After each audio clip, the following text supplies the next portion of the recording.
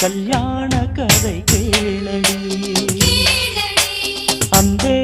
இன்று பொன்னான திருநாளடி